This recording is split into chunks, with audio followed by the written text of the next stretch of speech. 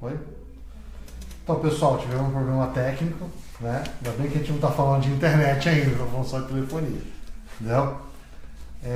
William, eu tinha perguntado sobre a complexidade, né? A gente não sabe exatamente que ponto que os nossos amigos pararam de assistir, né? Queria que você fizesse uma apanhada aí sobre esse grau de dificuldade para tirar a licença, quais são os caminhos, né, que a gente pode aí trilhar para facilitar esse processo. Enquanto isso, eu vou convidar o pessoal de novo. Ok. Bom, a questão da complexidade, ela realmente ela exige um pouco mais, né, de critérios. Os critérios são um pouco mais rigorosos que uma licença do SCM. Até porque, conforme eu tinha falado, a Anatel ela tem uma bagagem, ela traz uma bagagem maior dessa questão do STFC, da telefonia fixa, né? Mas são coisas que não são difíceis, né? São necessárias. São necessárias serem feitas. São necessárias. Né? E a gente conta com toda esse know-how, essa questão, para poder trabalhar com a questão do STFC aí. Tá, e pequenos e médios provedores, né? Qual é o melhor cenário para se oferecer essa opção de voz? O que você enxerga? Provedor ali de 500, 600 assinantes até 30, 40 mil assinantes, esse intervalo, essa faixa de provedor. O que você enxerga esse segmento de voz para essas operações? Bom, assim, o que eu vejo o mercado de telefonia fixa, ele ainda se demonstra presente nas empresas, né? As empresas ainda precisam de ter a telefonia fixa, né? Então o mercado corporativo ainda é um mercado interessante, né? O mercado residencial, ele realmente traz uma certa redução, mas ainda tem muitas pessoas que querem ter o telefone fixo. Eu até estou fazendo uma pesquisa, estou preparando uma pesquisa na qual vou, né, compartilhar aí com os provedores, que está baseado nisso. O cliente ele comprou um telefone lá da operadora no início dos anos 90, então ele tem aquela linha dele, aquele número é dele, e ele não quer vender, mas ele pode portar para você. Né? Então esse também é um mercado. Né? Se nós olharmos para os dados estatísticos dos últimos 2 anos, 2016, a questão de portabilidade ela demonstra uma portabilidade que sai da concessão. O telefone das grandes operadoras, ela sai das grandes operadoras e começam a vir para as pequenas operadoras, para as operadoras regionais, que estão ali no dia a dia. O número de linhas ele não vem necessariamente diminuindo, né? Ele vem diminuindo na mão dos gigantes. Ele tem uma redução, sim. É pequena, tá? Se eu não estou enganado, ano passado foi 2%, uma coisa assim, não tem um valor exato. Mas ele demonstra isso, que ele, numa quantidade maior, que ele está saindo da mão do grande e vindo para a mão do pequeno. Né? Então está tendo essa movimentação no mercado, esse comportamento. A gente olhando os índices aí que o mercado de telecom, que a Anatel divulga, né? A gente consegue já detectar essa situação. Entendi. Pessoal, vocês podem fazer pergunta, tá, pelo Facebook, que a gente tem um moderador aqui, que ele vai mandar as perguntas e a gente vai poder perguntar direto aqui para o professor William. Tá? Podem perguntar que a gente responde aqui em tempo real. Tá? William, beleza. Tomei a decisão de montar a STFC, fiz o seu treinamento, que é bastante importante, né, para poder desmistificar isso. Só que aí eu caio nos detalhes, por exemplo, bilhetagem, que sistema que eu uso, né, interconexão. Existe uma lenda, 2 anos, 3 anos para uma interconexão. O que é lenda e o que é fato? Tá. Boa pergunta. A questão hoje você tem no Brasil aí pelo menos umas 4 ou 5 empresas, Lacerda, que já te entregam uma solução, eu chamo de soft switch, tá? Mas é uma solução que vai fazer toda a parte da comutação telefônica, né? E ali você vai ter a bilhetagem, você vai ter os relatórios de DTRAF, que esse relatório é o que você vai fazer o encontro de contas com as operadoras. Ali você vai ter também a parte de portabilidade numérica. Então você traz o número de uma outra operadora para você. É esse sistema, né, esse soft switch que vai fazer saber que esse número foi portado ou não, fazer a sinalização com a base de dados de portabilidade. Então já existem empresas que entregam essa solução. E já mais profissionalizado. Profissionalizado, né? Empresas aí que no mundo dos provedores aí, né, dos provedores regionais, nas feiras, hoje já tem stand dessas empresas. Então assim, o pessoal trabalhando realmente focado nesse treinamento mercado. Você entra no detalhe que empresas são. Sim, lá a gente conversa, a gente tem um estreitamento. Na verdade a gente tem um bom relacionamento com todas essas daí, né? Essas empresas, e a gente lá fala um pouco, né, a respeito dessa situação. Lá são 2 dias, né, Lacerda? Então lá eu tenho mais tempo de aprofundar mais essa questão e esses detalhes. Prós e contras. Entendi. Tá. E a lendária interconexão.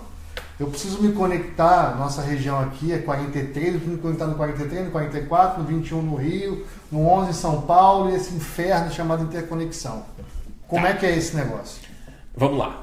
O que diz a regulamentação? A regulamentação fala que você precisa fazer pelo menos a interconexão com a PMS.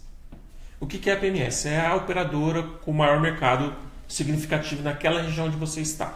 No nosso caso aqui, 43. Aqui em Londrina, exclusivamente, é a Sercontel. Mas, se, por exemplo, se eu for numa outra cidade vizinha, já é a Oi. Né? Eu vou usar o exemplo da Oi, que fica acho que é a maior parte do país. Maior parte do país, tá? Exceto aqui, algumas cidades de Minas Gerais e o estado de São Paulo. Mas, como o nosso público é um público de todo o país, vou falar da Oi. Então, você precisa fazer uma interconexão com a Oi. Essa interconexão tem todo um trâmite. Esse trâmite é a morte. É assim, você vai entrar com uma documentação fazendo essa solicitação e você vai fazer o que nós chamamos de interconexão direta, né? Que fisicamente eu estou conectado com aquela operadora. Uma fibra, um metálico, o que é esse físico? É uma fibra. Na verdade, hoje, né, a gente utiliza o que nós colocamos um MediaGator, né, que é um E1, tá? Clássico.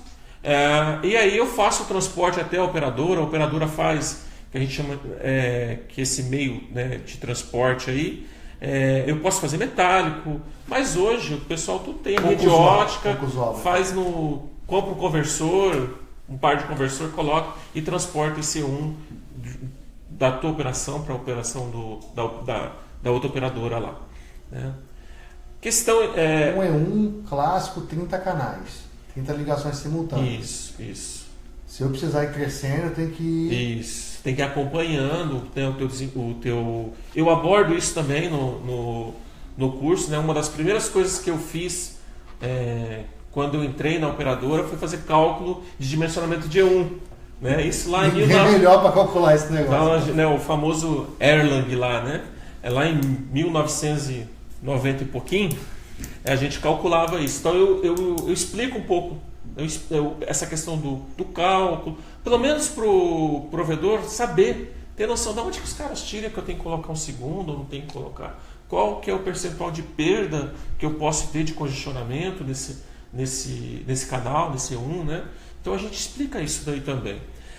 Mas com relação ao tempo, o tempo realmente, a regulamentação fala que é 30 mais 30 dias, certo? Mas não é o que ocorre, tá? Infelizmente não é o que ocorre. Tem a questão da demanda, tem a questão da disponibilidade de equipamento da operadora naquela cidade. Ela pode negar? Ela não pode negar, tá? Se ela for a PMS, a regulamentação não permite que ela negue, né? A gente já encontrou algumas situações mais difíceis dessas, aí a gente tem que submeter a Anatel, algumas coisas assim. Mas é difícil. Mas consegue transpor essa barreira? Consegue. Questão de tempo, realmente demora-se aí de 6, 12 meses. Depende muito da região, da localidade, a operadora que você está tratando. Né? Entendi. Porque existe todo tem uma visita técnica que tem que ser feita, levantamento, apresenta um projeto, tem umas planilhas que tem que ser preenchidas com encaminhamento. Então, realmente é um processo... Não é complexo, mas também não é trivial, né? Não. É quem tem que conhecer do formatinho lá, estabelecido o formato que está lá, preencher certinho, uma vírgula errada devolve.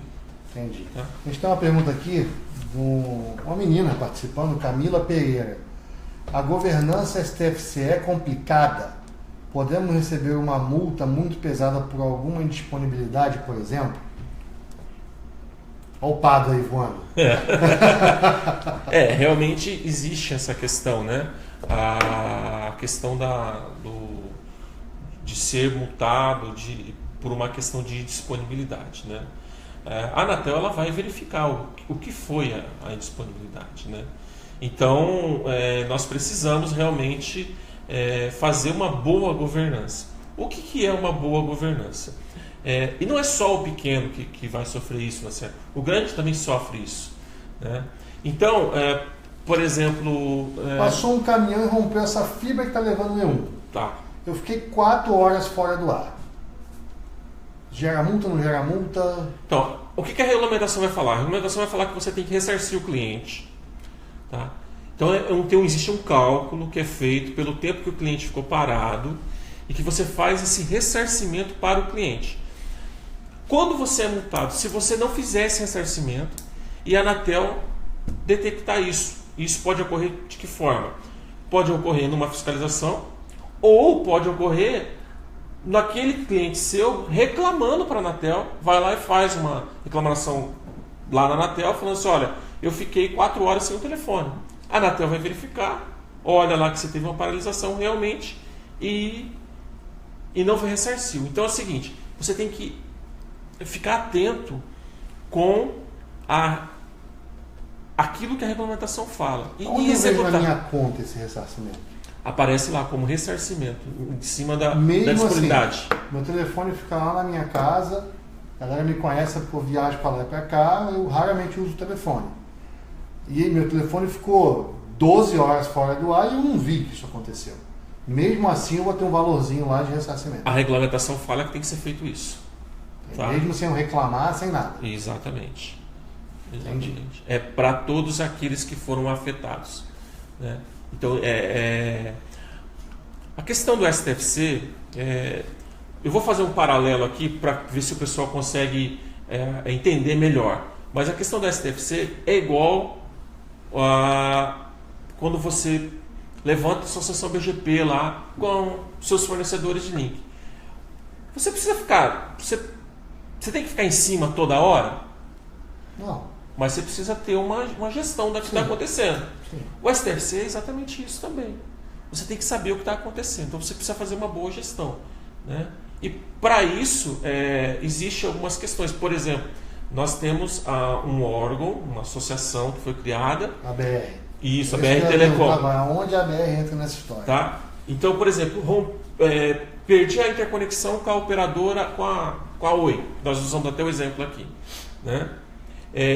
A BR Telecom, existe um grupo, né, que cuida de portabilidade e interconexão. Então, qualquer falha que existe entre portabilidade e interconexão, você tem um sistema web que você entra e relata ali o que está acontecendo e vai direto para a operadora. O centro de gerência, o NOC, dessas operadoras, eles fazem a análise e encaminham para poder se resolver. Isso tem prazo de atendimento, olhado os indicadores mensalmente. Então, mas olha só, nossa amiga Namar Garcia, né? Se é amigo, se é amiga, desculpa, meu querido. Essa de 30 mais 30 é lenda. Sim. Aqui no Rio Grande do Sul estava mais de 1 ano com a fibra da Oi e não foi ativo nada. Ele pode reclamar com a BR? Não é com a BR isso daí. Isso é com a Anatel. né? Agora ele tem que... o que ele precisa ver? Ele precisa ver o que está acontecendo com o processo. Travou aonde, né? É onde travou. O que é que está ocorrendo? Então ele precisa ver com a Anatel, né, com a operadora, né, no caso que ele fala que é a Oi. Oi. Ele precisa ver com a Oi o que está ocorrendo. Nosso amigo Robson Lazari. Interconexão em SIP faz? Adoro essa pergunta. Já tem algumas operadoras que estão fazendo interconexão em SIP. Graças a Deus. Sabe alguma de cabeça? A TIM, se eu não estou enganado, no POP de Porto Alegre, ela já faz. Se eu fizer com a TIM, ela leva a ligação para qualquer lugar? Então, você precisa fazer com a PMS local, né? Obrigatoriamente. Obrigatoriamente. Então, assim, tem algumas, né? Eu sei que, por exemplo, quem quer fazer transporte chamada longa distância no Brasil e internacional, a Level 3, ela faz isso e pode ser uma VLAN bilateral pelo PTT, tá? Facilita bastante. Ela tem esse serviço lá. O único inconveniente que tem é que você é tipo um pré-pago. Você compra uma quantidade de minutos, né? E você vai utilizar aquilo lá. Mas já começa a facilitar. A Algar também já faz algumas interconexões SIP. Então, falando em comprar, qual é a margem de lucro do STFC? Uma média, assim, um número aproximado, porque eu sei que isso acaba variando. Do Rio Grande do Sul ao Amazonas tem uma distância, né? Passando aí por São Paulo e Rio, que são cidades mais bem atendidas, né? Qual que é essa variação aí? Pergunta do nosso querido Alex Neves. Bom, Alex, a minha experiência que eu estou tendo, né, trabalhando aí na parte de treinamentos, consultoria, com os provedores, a gente começa a ver algumas coisas interessantes, né? Alguns provedores, eu vou falar relato deles, né? Então eu tenho um provedor que fala assim: olha, eu consegui 20% eu tenho 20% do faturamento que eu tenho em cima do SCM, 25%, né? Então fica difícil, Lacerda, eu falar assim exatamente, porque de repente, por exemplo, 20% eu estou falando de uma operação que em torno de 7 a 8 mil SCM, né? E aí ele tinha lá uns 30% de 30-40% de STFC instalado. Então vai depender muito da carteira de cliente que você tem, se é uma carteira corporativa, se é uma carteira residencial, mas eu vejo, eu acredito que tem sim uma rentabilidade, uma fatia boa de mercado. Retorno de montar uma estrutura dessa, né? Se retorna em 1 ano, retorna em 10, depende se o provedor está vendendo por osmose ou se ele já tem uma estrutura comercial envolvida. Qual que é a sua opinião? A partir do momento que está liberado para comercializar, né? Então eu estou falando que já passou todo o processo, já fez a interconexão, está tudo certo, portabilidade. É o alô. Quem tem aí um comercial atuante, bom, eu acredito que hoje em 12, 18 meses, no máximo, você recupera o investimento. Até porque esse investimento ele tem reduzido, tá? O último ano demonstrou aí que ele está reduzindo esses custos, né?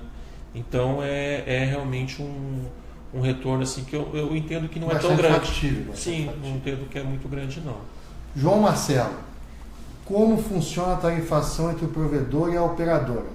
Em que sentido? Essa tabela de livre negociação, eu chego lá, pegar o exemplo da Oi, barganho o preço e eu posso ter 1 centavo e amanhã você ir barganhar e ter 2, e depois de amanhã outra pessoa ir barganhar e ter 0,25. Tá. Isso é aberto? João, né? João Marcelo. João Marcelo. Existe dentro da regulamentação, existe que é o DETRAF. O que é o DETRAF? O DETRAF é um encontro de contra entre as operadoras de telefonia. né? Em 2014, a Anatel ela publicou uma resolução, como estava essa questão do mercado, as grandes fusões, né? Uma grande comprando outra grande, e a Anatel viu que o mercado estava ficando meio estranho. Ela determinou alguns valores máximos de tarifa, né? Para que no valor de interconexão o que ocorre? Então você tem lá a chamada fixo local, ela tem um custo.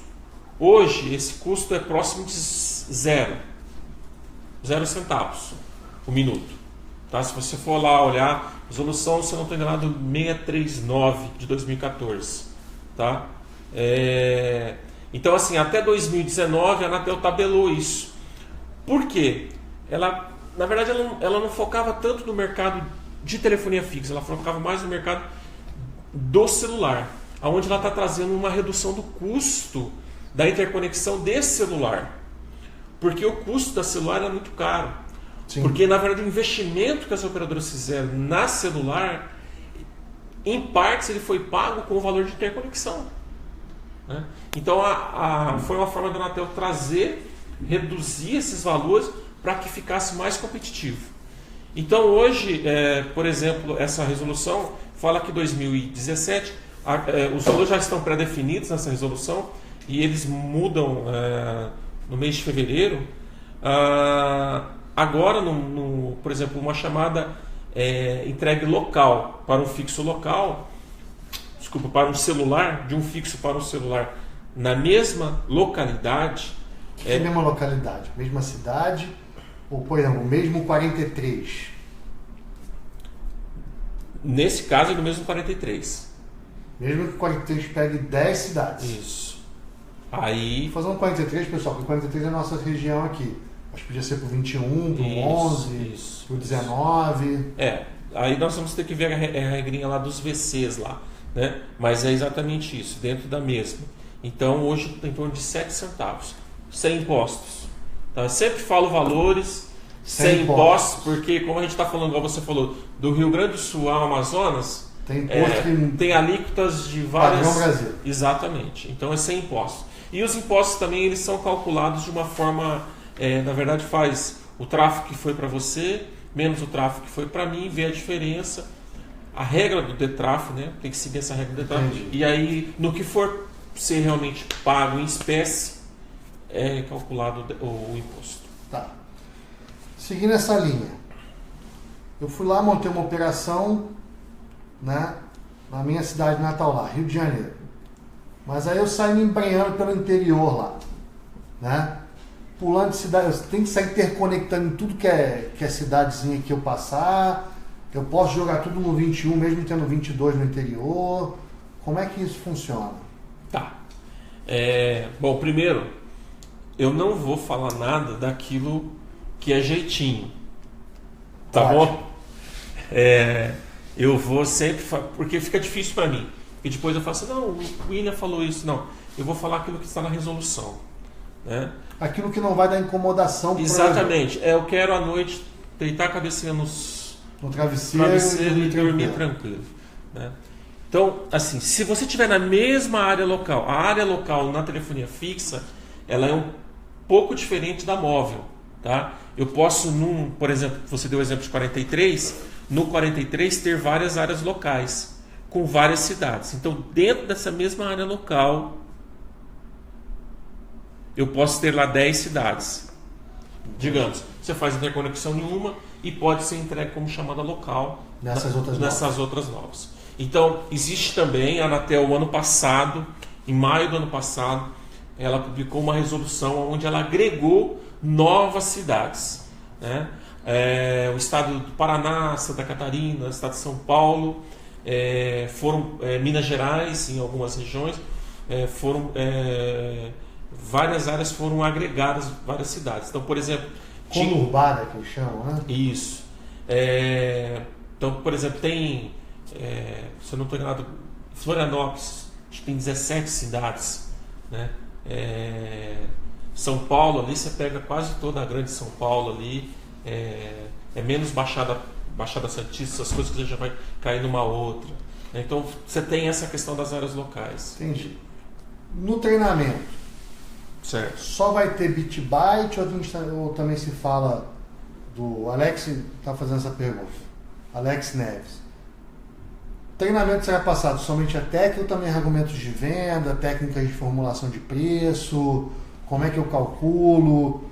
A minha região é Jacareacanga, no interior do Pará, e aí você tem na mesma sala um outro aluno de Porto Alegre, um outro aluno de São Paulo, um outro aluno do Nordeste. Como é que você consegue gerir essas diferenças que a gente tem dentro do nosso país no seu treinamento que é focado na logística de São Paulo? Acaba recebendo gente do Brasil todo, né? Alex, boa tarde aí que você está nos vendo aí, agradecendo a você. É o seguinte, eu gosto de falar que o meu treinamento, ele não é muito para o cara que vai escovar bit no Lacer. Isso daí eu acho que depois, a gente trabalha depois. O meu treinamento, ele está focado no cara que vai tomar a decisão. Vou entrar nesse mercado ou não? Então, eu trabalho bem essa questão das obrigações que ele precisa ter e também essa questão de como ele vai formular a parte comercial, o relacionamento, se ele vai precisar ter mais um funcionário, em que área que ele vai ter que agregar um funcionário, ou de repente ele já vai para lá, vou conversando com eles ali, né, trocando experiência, ele fala assim, poxa, eu vou ter que pegar a pessoa que está em tal área, dá para me agregar com esse serviço. Então, na verdade, eu falo que é mais um treinamento de gestão, né, do que realmente um treinamento de escovar bit. Você entendeu? Mas tem um pouquinho de escovar bit? Agora a gente fala um pouco. Dá um tapinha. Dá, a gente fala um pouco, fala os princípios de telecomunicações, né? Falei da questão de cálculo, de dimensionamento, a gente vai falar um pouco de sinalização, né? Apesar que, assim, essa questão do aprofundar, né, como eu falei no começo, essas empresas que vendem a solução, a maioria delas já agrega um contrato de suporte disso daí nesse trabalho. Acaba facilitando o processo. Porque eles são especialistas também. São especialistas. E entra num nível que é aquele negócio, é o usuário root do sistema, né? Sim, vai na raiz literal. Isso. Só uma pergunta do Henrique aqui. A localidade é pelo DDD ou pela resolução 666 da Anatel? Pela resolução. 666 de 16. 666 16 de 2 de maio de 2016. Você estava lá não, né? Não estava não. Por ter esse valor de 7 centavos, tem que estar com a interconexão com a operadora móvel Robson de Lazare. Isso é quando eu falo interconexão direta, tá? Fisicamente conectado, diretamente. Classe 5. Não, isso daí é uma classe 2. Classe 2, verdade. Isso é uma classe 2. É um STFC com SMP. Rafael Orsato. A interconexão tem que ser feita em todas as cidades? Essa aqui a gente já matou, mas dá só um tapinha. Né? Ou apenas em uma cidade eu posso jogar todo mundo ali? Vai depender dessa questão. Olhar a localidade, se a cidade faz parte da localidade. Né? Ou se não fizer, a operadora PMS, no caso, o exemplo da Oi, ela geralmente pede uma interconexão em cada cidade. Tá, mas vamos lá. Vamos supor que eu tenho interconexão 11 e 21. 11 e 21. Tá? São Paulo e Rio. São Paulo e Rio. E eu tive um problema no Rio. Tipo, roubaram a minha caixa de emenda de fibra, né? Bem cenário Rio de Janeiro. Eu posso virar esse meu tráfego para São Paulo para não perder chamada? Eu tenho como fazer essa... Eu sei que não é BGP esse negócio, né? Meu sonho seria que tudo fosse simples, de rotear para todo lado, o pau ia quebrar. A gente sabe que não é assim. Mas com um mecanismo de redundância, eu não consigo pegar e falar, não, joga no E1 de São Paulo, mesmo que eu pague mais caro, mas eu não vou tomar um PAD, não vou ter multa, não vou ter problema com o cliente não completando a chamada, né? Transborda essa chamada em São Paulo. É possível fazer isso? Tecnicamente é possível. Operacionalmente, dificilmente eles fazem. Entendi. Tá? Tem um motivo para isso? Eu fiquei com ódio agora. Na verdade, assim, a gente chama que é o plano de encaminhamento, né?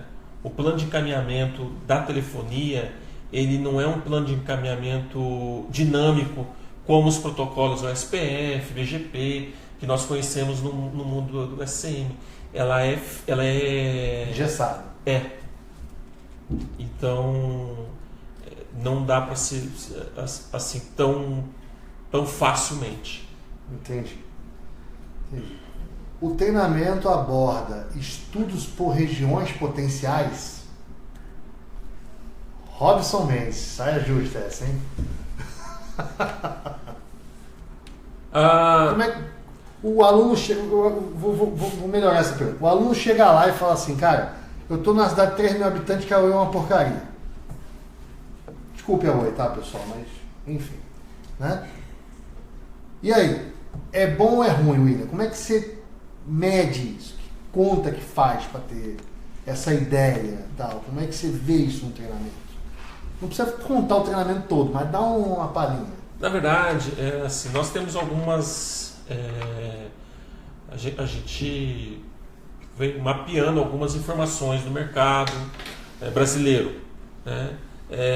Da onde vocês imaginarem de informações de censo,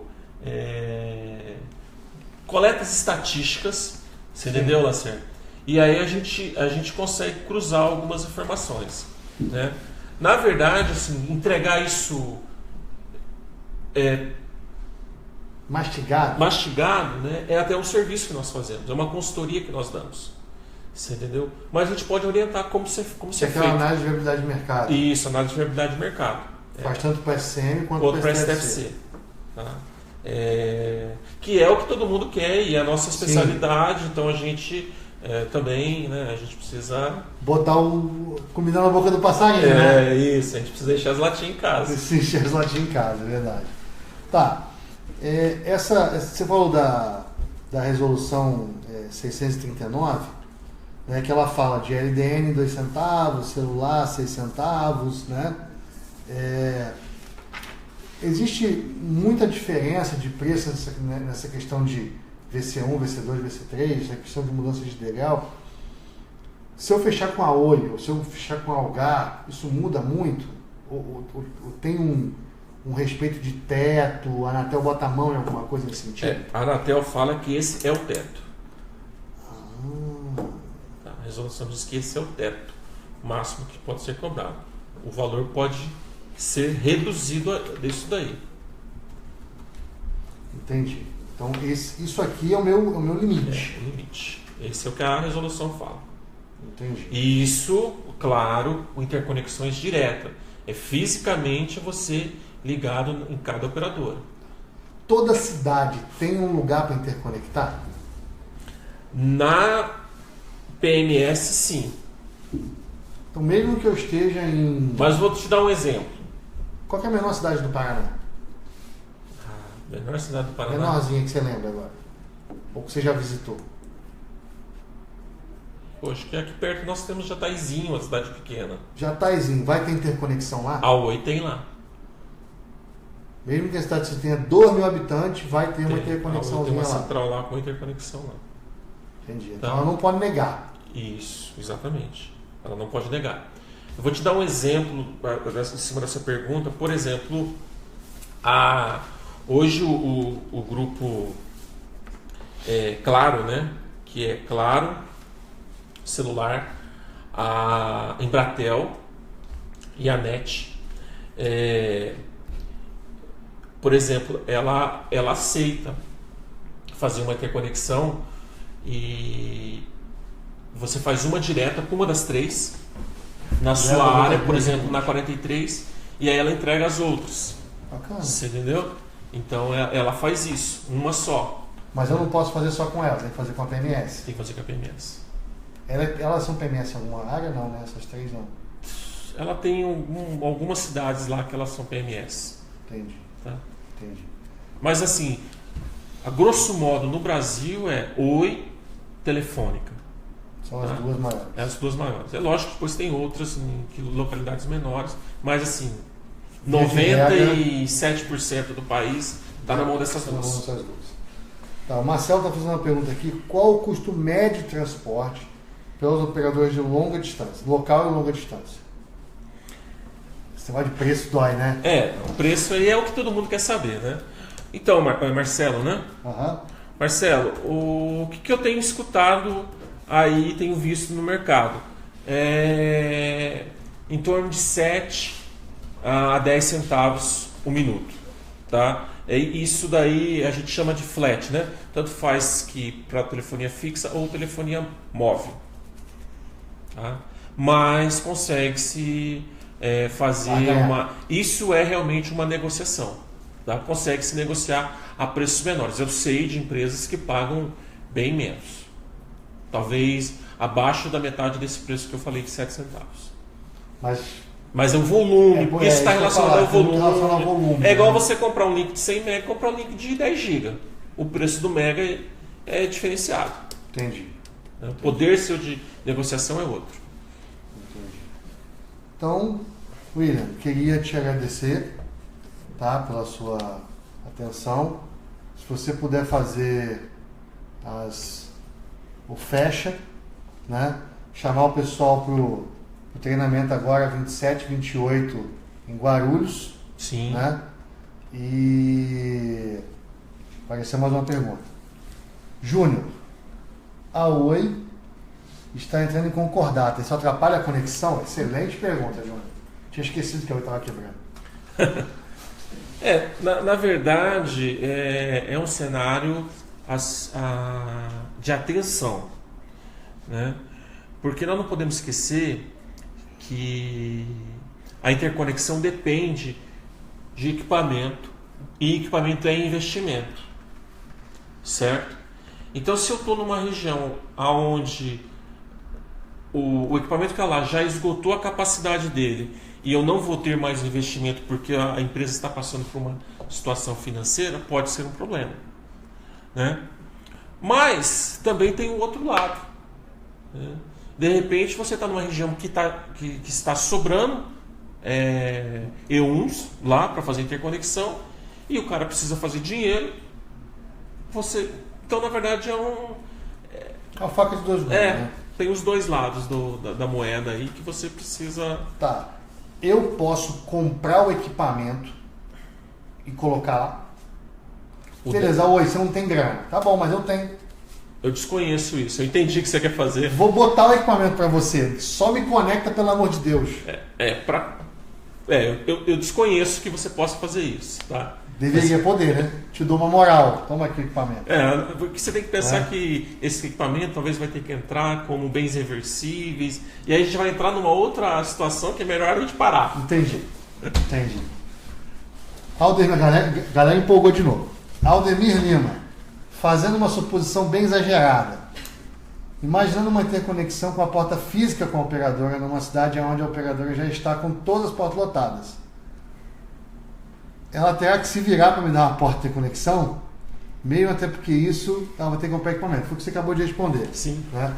Mas eu posso dar pressão na Anatel, eu posso dar pressão na BR, eu não posso dar pressão em lugar nenhum, eu tenho que ficar sentado esperando, admirando o sol nascer. O que eu faço?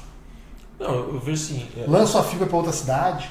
Então, o que existe? Né? Até as pessoas pesquisar lá no Google, na internet, tem essa questão de cobrança de problemas de interconexão.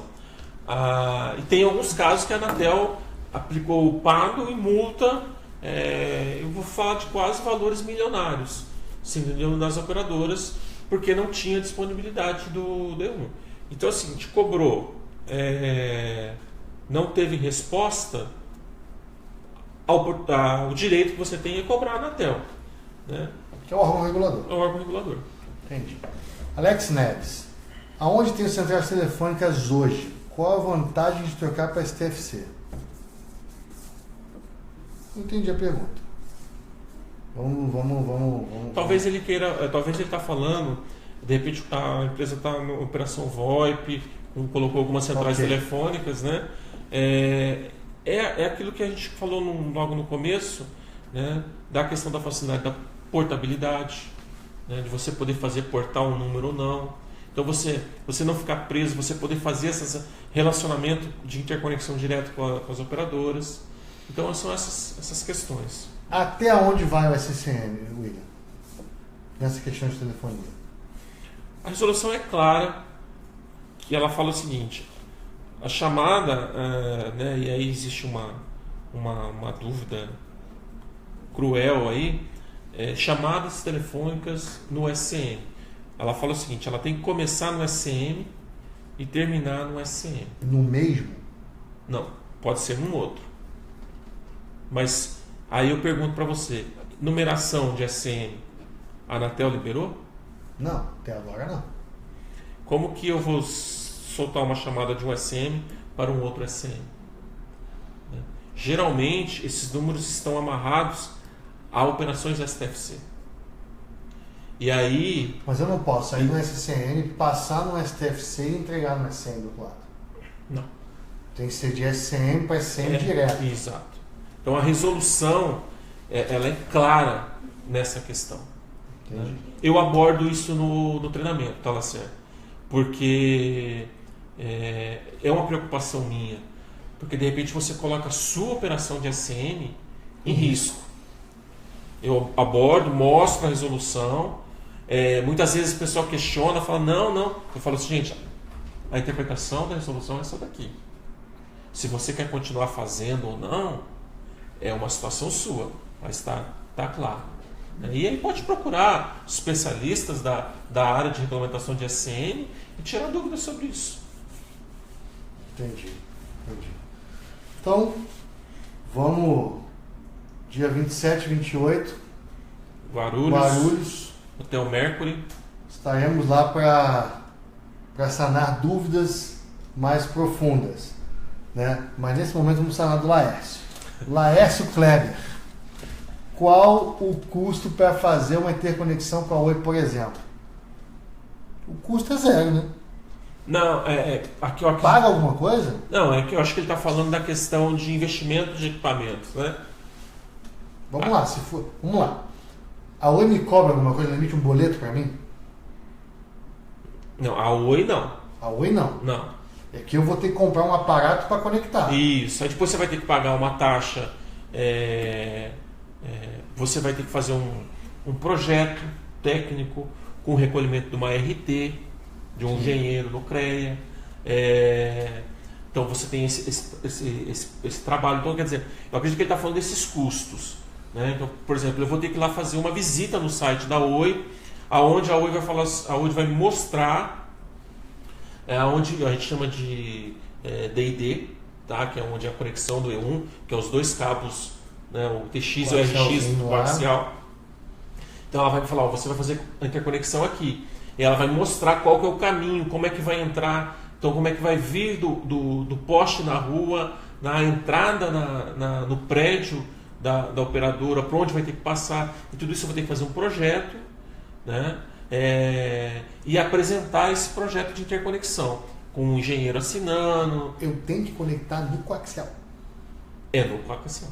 Quando é então no coaxial. Então eu vou ter que ter um equipamento lá. Exatamente. É um Media Gator que faz essa... Ele não pode ficar do meu lado, eu chegar com uma fibrinha lá e plugar. Então, o que nós estamos utilizando? A gente compra um Media hoje de 4 ou 8 E1s, ou até 16, depende do tamanho da operação, coloca no teu POP, no teu site. E aí nós compramos um transportador de E1, tá? Tem vários no mercado aí. O par, eu coloco esse transportador, um aqui na saída do Media e um outro lá no site. Coloco uma fibra e faço esse transporte do E1 nesse... O operador me dá um U lá, um pedacinho. Exatamente. De rack para botar no equipamento. Ou ela vai falar para você colocar um rack, ou ela vai te ceder um U. Vai depender da negociação. Na verdade tem uma reunião chamada reunião de PTI, né?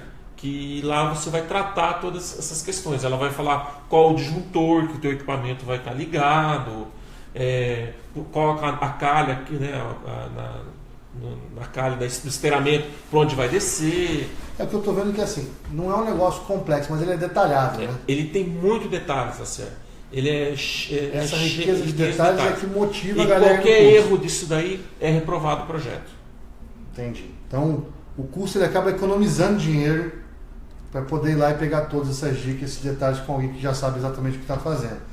Existe alguma expectativa de mudança regulatória para facilitar esse tipo de coisa? Por exemplo, são duas perguntas. Existe um cenário de mudança regulatória, se sim ou se não?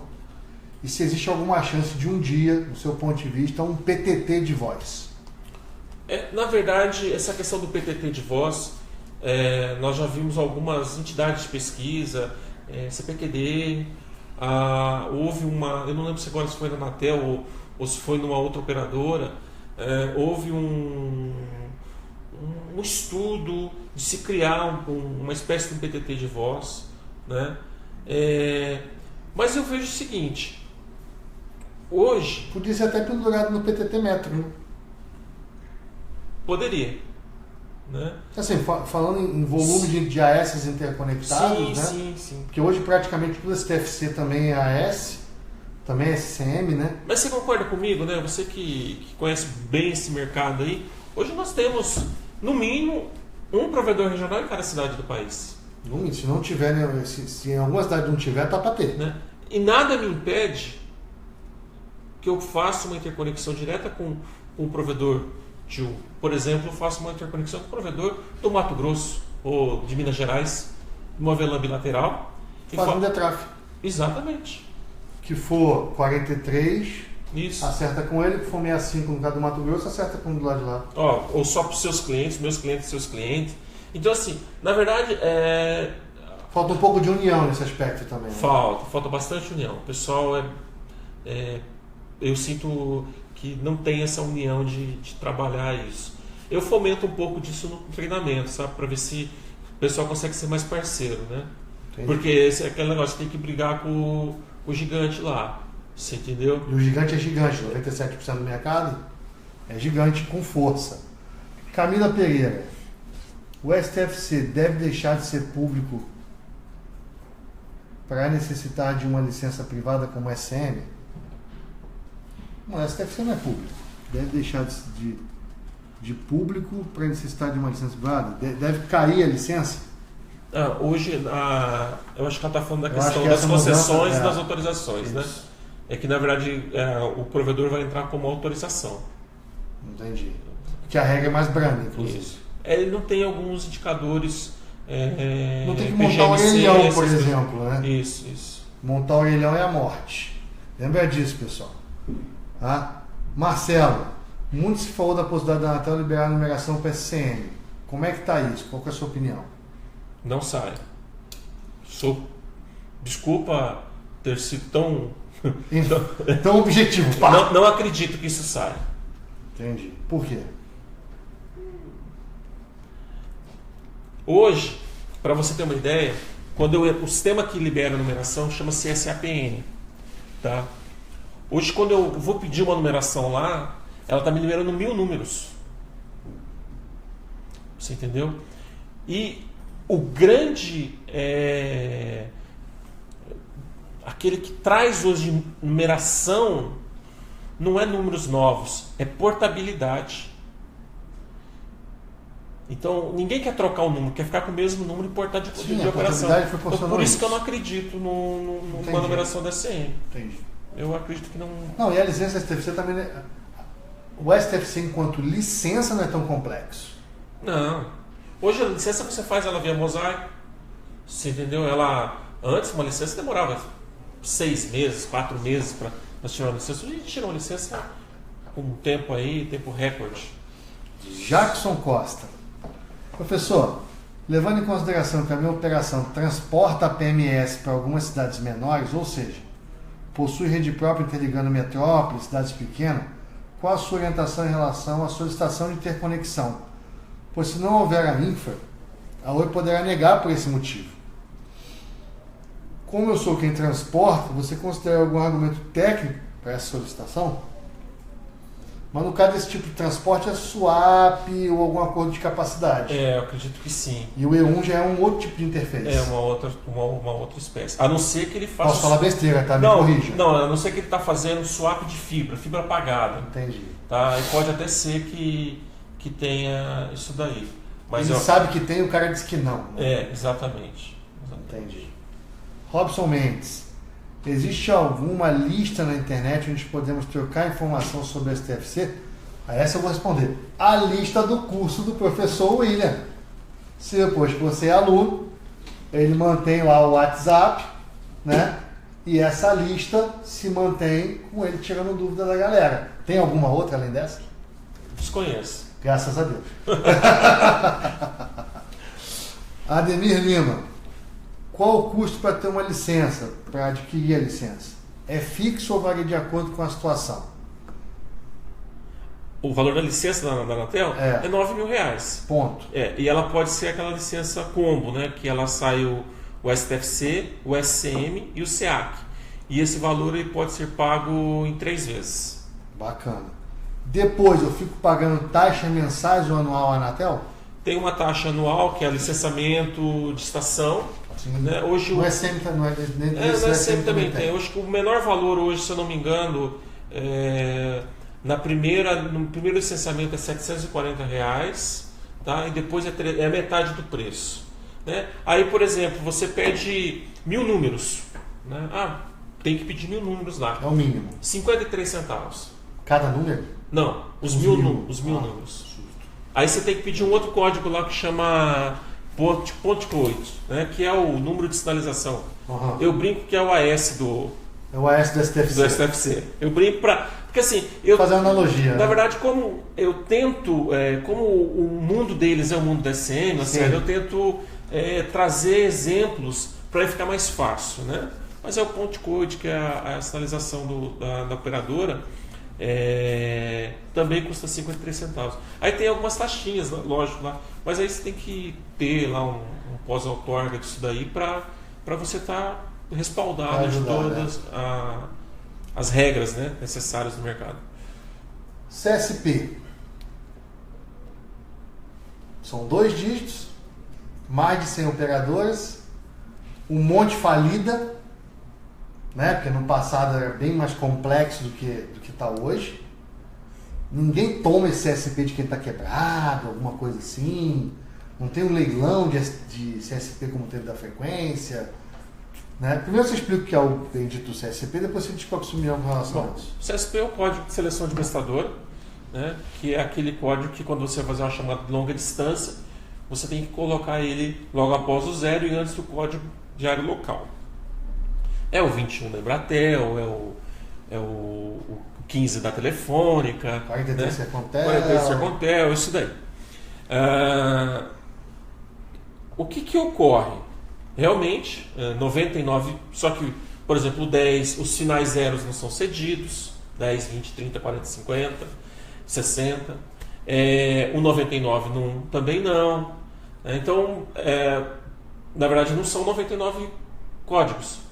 Você já diminui. Reduz um pouco. Aí tiveram, por exemplo, a TIM da Intelig, que ela se juntou à TIM, e a TIM tinha 41, então a Intelig, se eu não me engano, a Intelig era 23. 23. Eram os menininhos gordinhos. Sim. Quase igual nós, assim. Quase igual nós, isso, desse tipo. Isso. E a GVT, que tinha o 25, e o ano passado, né, deixou de existir a marca GVT e ficou o 15. Então esses códigos voltaram. Mas só esses códigos não resolvem a demanda de mercado. Mas eu consigo pegar, por exemplo, o 23 ou o 25? Então, por enquanto, eles não estão disponíveis ainda. Estão hibernando. Eles não estão disponíveis. Não sei se é um período de vacância, alguma coisa lá que a Anatel coloca, né? Na verdade, há uns rumores, assim, nada oficial. Fala-se em compartilhamento de CSP, que eu acho que não pega. Fala-se em deixar de existir o CSP, que eu também não acredito. E o que eu talvez seria o mais compreensível seria o CSP de 3 dígitos. Então aumentar mais um dígito no CSP. Mas não sei se isso vai acontecer. Também a Anatel não se pronunciou nada com essa relação. Tá, pegando esse ganho de CSP de 3 dígitos, mudaria alguma coisa na central telefônica? Já falando de um bit-bytezinho. Sim, a parte de encaminhamento já fica diferenciada. Tem que mexer. Tem que mexer. É igual o nono dígito no celular. A mesma complexidade do nono dígito? Parecida. Bem parecida. Algo parecido. Bem parecido. Envolveria muito investimento financeiro ou é a hora homem mesmo? Tem investimento, principalmente as grandes. Elas teriam um investimento. Porque tem aquela centralzinha velha lá no quinto dos infernos, né? Exatamente. E essas centrazinhas talvez não tenha nenhuma condição de suportar um terceiro dígito. Correto. Aí tem que trocar. Entendi. Tá. E José Carlos, para obter números paga os 53 centavos, mas tem que pagar mais alguma coisa anualmente? Normalmente tem uma taxinha lá, anual, mas é pequena. Não vou lembrar de cabeça agora, Lacerda. São tantos valores que... Não, tranquilo. Então tá, meu querido. Muito obrigado pela sua atenção, né? E frisão de novo, 27 e 28 em Guarulhos. Isso. Tá? Aguardo aí o pessoal. Eu agradeço a oportunidade de poder falar com vocês, de compartilhar um pouco daquilo que a gente aprendeu aí nos últimos 26 anos de mercado de telecomunicações, né? Eu falo que eu vou estar lá no curso, mas eu também vou estar aprendendo com vocês, né? Porque o dia a dia cada um tem uma experiência diferente. Mas eu aguardo vocês no treinamento, né? 27 e 28 em Guarulhos, Hotel Mercury. São 2 dias de treinamento, a gente faz um bate-papo bem legal, trabalha todas essas abordagens que nós demos aqui e na verdade a gente quer ser parceiro de vocês, né, de forma que vocês possam alavancar a operação de vocês e rentabilizar a rede que vocês estão investindo. A gente sabe que muitos estão investindo em rede de fibra ótica, né, e não é um investimento baixo. E precisa ser rentabilizado, e o mercado de telefonia é um mercado que tem como você rentabilizar isso daí e diminuir o investimento que você fez na sua operação. Eu agradeço aí. Obrigado, Lacerda. Também te agradeço, né? Nossa primeira live, então a primeira live tudo pode, né? Deixa eu pegar um gancho aqui que eu lembrei agora. Licitação. Eu vejo que tem várias licitações com relação à telefonia, sim, prefeitura e tal. Como é que isso funciona? Então, esse talvez seja... Eu voltei porque era dinheiro, entendeu? Sim. O pessoal quer montar esse negócio não é para falar que tem telefone, é porque ganha dinheiro. É uma empresa, não é uma ONG. Sim. Né? Realmente, hoje as prefeituras, as secretarias, né? Principalmente prefeitura e secretaria, elas são obrigadas a fazer o processo licitatório, né? E hoje a grande maioria delas está com as operadoras tradicionais, mas não está sendo bem atendida. A questão de link de internet, você já oferece, faz lá LAN to LAN com o posto de saúde, com a Secretaria de Educação, Cidade Digital, põe o Wi-Fi na praça, e aí você fala assim, não posso participar porque não tenho voz, né? Então é sim um mercado interessante. E eu gosto de falar que pensa num povo que não tem dó de tirar o telefone do gancho para ligar. Entendeu? Então isso é retorno, é dinheiro. Essa receita vem. Essa receita vem. Né? Ó, tem um amigo aqui, José Carlos, ele estava falando que tem uma tabela de 1000 terminais, que é uma TFI de 7.400. Você pode explicar melhor. Uma tabela para 1000 terminais tem que pagar a TFI de 7.400. Sabe de que se trata essa TFI? Eu preciso ver certinho o que é isso que ele está querendo colocando. Não, de qualquer forma, perguntas depois a gente consegue levar para o professor William. A gente pode analisar e responder depois. Fica difícil eu responder assim sem... TFI e TFF, qual que é a diferença? Agora eu bati no rim. Agora... Essa sopa de letrinha é terrível. Fica tranquilo. Eu vou ter que te responder depois. Sei que não é o foco do webinar, mas só para esclarecimento, a licença SEAC seria a licença de TV? Pode responder para o nosso amigo que sim. Tá? William, obrigado. Nada. Obrigado, bom treinamento lá, meu querido. Obrigado. Meus queridos, muito obrigado. Tá? Foi a nossa primeira live, espero que vocês tenham gostado. Né? Desculpa qualquer procedimento não adequado, mas a gente vai melhorando. Beleza? Grande abraço, pessoal.